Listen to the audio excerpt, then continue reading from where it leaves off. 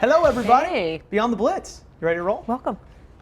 You ready to roll? Always. You ready to roll? Yeah. I'm sorry. I'm a little foggy this evening because we stood out in the rain for 4 to 4.5 Yeah. hours, and then I hit a little caffeine at like 9:05. He's way more awake than I am right now. It kicked in. Bam. I was excited. And of course, too, Showcase Game of the Week. Yeah. I think we talked about it enough. Dawn Scott makes fun of me so much because every time I go back to Cabot, she's like, oh my gosh, he's back in his hometown. And I will say, tonight, of course, our Showcase Game of the Week, Bryant at Cabot. I walk in the gate, first thing I see, I got my THV jacket on, I got a black hat on. First question, hey Hayden, welcome home. Where's your red? Ladies and gentlemen, we cannot, I'm forever grateful. We couldn't be biased. And let me just say, we talk about it every Friday night. You went down to Bryant this week. I did. Beat you 12. I don't think anybody's going to beat them.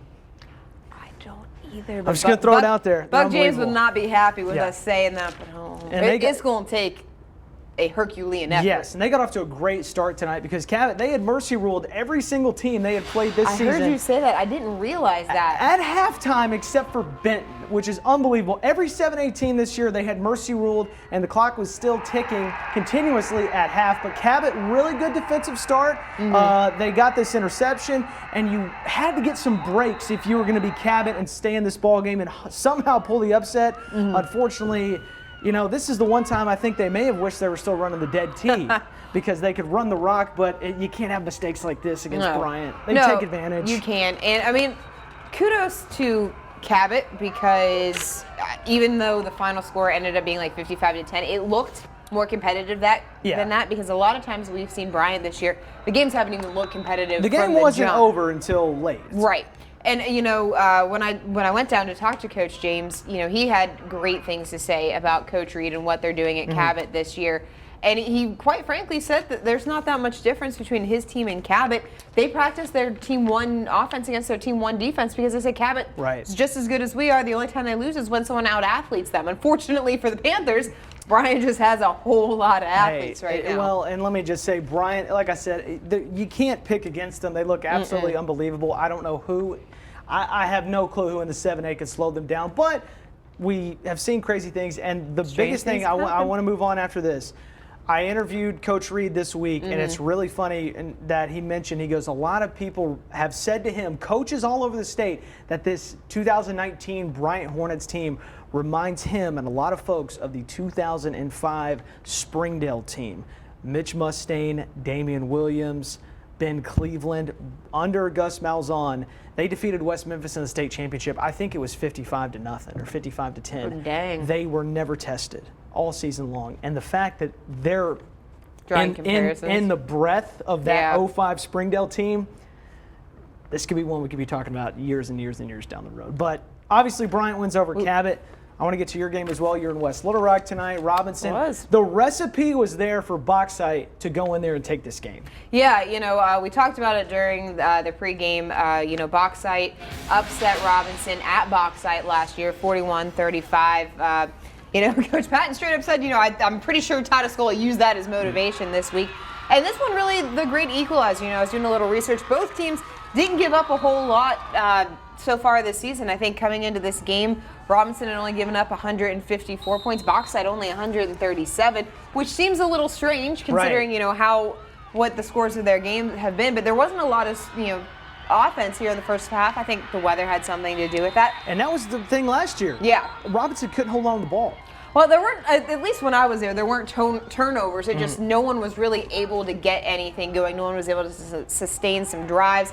Little trickeration here at the end of the first half was really kind of what tipped the scale in the Miners' favor. Obviously, they're going to punch it in a few plays later. But yeah, Bauxite kind of missing a golden opportunity, and I can't really speak to how the game unfolded because unfortunately I had to leave and head down the road to Little Rock Christian. Obviously, much more scoring in the second half, ended up being 35-14. But you know, Coach Escola has these guys. I mentioned it. This was the game where Robinson really had the chance to. Whoever won this game was going to establish himself in the 7-4A because Robinson split the games between Arkadelphia and Nashville. Bauxite hasn't played either yet. So Bauxite has Nashville, or Arkadelphia, I believe, next week, and Nashville the week after that. So had Bauxite won, that's momentum going into those. Yeah. I could be wrong. This is off the top of my head. Okay. So Robinson has one loss, and that was to Nashville. Arkadelphia. By 1 at home. 28, 27. Okay. And then they So came all- back the next week and crushed Nashville. So, Arkadelphia, Nashville, Bauxite, and Robinson all have one loss. conference loss. Yeah. Man, and next week is week 9 so you got 2 weeks left. 7-4A is going to be a lot of It's fun. always crazy and it's always fun, but the right best. now I think based on that lineup, I think Robinson's because coming in makes it was sense. Bauxite, Robinson, Nashville, Arkadelphia. Yeah, I got to go back. So I think now Robinson jumps to the top of that list based on the head-to-head. It was my understanding there would be no math, but That's what they told me when I got into this career. good news is 2 more weeks of conference play. Obviously, okay. Game of the night, win of the night, Oh, yeah. win of the season, unbelievable. Oh my God, 6A West showdown. Greenwood on the road at Benton. I think everyone thought Benton could show up, play a good game. Oh, yeah. They played Greenwood pretty well. Obviously, the 6A state championship rematch from last year. Who gave Benton a chance? Gave him a chance. I saw some things out there on Twitter. I saw some people, but like Unbelievable. you're good at calling games usually. You didn't have Benton in this one. I did not have Benton in this one. No, I didn't. All right, Mitch Lilly was in Saline County tonight. He has got the highlights of the upset. Benton takes down Greenwood. You heard it right. Benton looking to make it 5 in a row. The Panthers coming out smoking. Early on, it was turnovers all around, wet conditions, wet ball, and Greenwood is the first victim. Pass completed, but the Bulldogs fumble. Benton with the big recovery right here. But as they say, misery loves company. Benton going to give it right back. Panthers throwing the interception. Benton and Greenwood notched it 1 turnover apiece. Midway through the first quarter, and we're still scoreless, but that wouldn't last. Benton lighting up the scoreboard with this DeAnthony Harper run. Touchdown making it 7-0 Benton after 1. Second quarter we go, and here comes Greenwood. Rollout pass right here, Jace Presley to Lazaro Angel. Bulldogs tie the game at 7-all, and from there, both teams would trade scores and field goals before the break. 17-17 tie at the half, but Benton gets the win. Really excited about it. So it's hard to talk right now, catch my breath and everything, but really extremely excited about these guys playing hard. They never gave up all night. We built a 14-point lead in the fourth quarter. They come back and tie it up, and then we answer every time. We've been close all year, all right, but we've been inconsistent on that offensive play. Tonight we put it together offense, and we played pretty good defense against a real good team. That is why I love high school football. I mean, look, we can talk about the Razorbacks all day, but man, to see a good dude, Brad Harris is a good dude. He is. Put his team together, get it on the line. He told me, we've done tail of the tape, we've gone to practices. He told me, he said, man, this is going to be a challenging year. It's not going to be, last year they felt like They did. It's like War Memorial. And this year, he said it's going to take a little bit of effort. I'm happy for that dude. That is awesome. Congrats, Coach Harris. That's big. Big win for That's you guys. awesome. 6A. So now Benton in the driver's seat conference.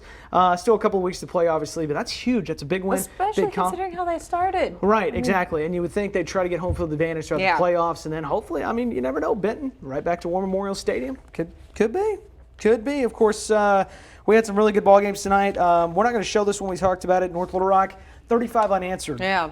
Beat Fort Smith Northside. They've been dealing with injuries. They've been dealing with suspensions. But that would have been what is going on sort of loss. But North Little Rock gets it together second half. And weather's a factor, too. But Weather's a factor. I mean, I'm a little surprised, and granted, I only saw them, the first year. And when I talked to Coach Mitchell, they're a young team putting things together. We were out in the rain for a while. Yeah, we were. But they've just gotten off to some slow starts. It's just been a lot of slow starts. I'm a little surprised with Kareem Cotton. I know he's younger, but he was the starter last year, so I've been a little surprised with that. Right. But I'm sure Coach Mitchell will. Bryant coming up for North Little Rock. See, I had that one scheduled early on. We had that one circled after how they played against each other last year. I feel like a little bit of the air's gone out of that one now, but Well, and really quick, these are just scores. I want to talk about Jonesboro and Searcy coming up next. Really quick, Little Rock Christian, a little bit of a scare from Whitehall tonight. You were there. I was. A little bit of a scare. Dante Buckner ran the ball out of the Wildcat really well. Little Rock Christian had some trouble stopping that. I think ultimately the weather was a factor in the first half. Conway takes care of business on the road at home. Conway was home tonight. They take down Central. PA looking good. They beat Parkview over Memorial Stadium. All right, Magnolia, huge win over McClellan. Really quick before we get out of here. Hot Springs, another huge win. Jonesboro at Searcy. This was a huge ball game, 6A East. Really, who's going to take it? Jonesboro. It's a big win for Jonesboro over Searcy, especially on the road. Huge ball game. Huge. They win.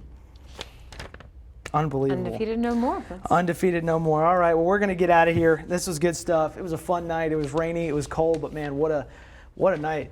Good football make up for it. I got to tell you. But let me say, in 2019, Week 8 of the high school football season, tonight belongs to Benton.